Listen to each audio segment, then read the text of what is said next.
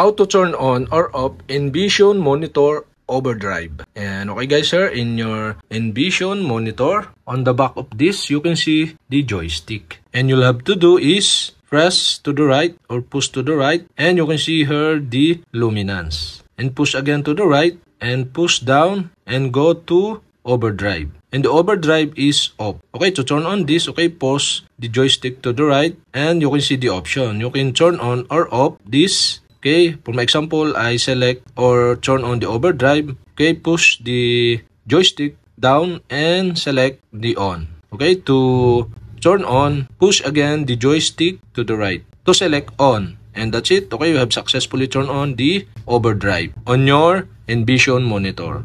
And if you want to turn off again, okay, up the joystick and select off and push the joystick to the right to select off. And that's it. Okay, we have successfully turned on or off Envision Monitor Overdrive. And okay guys, if you have a question, kindly comment below. And don't forget to hit the subscribe button and the bell to notify you if I have new video. Okay, thanks for watching.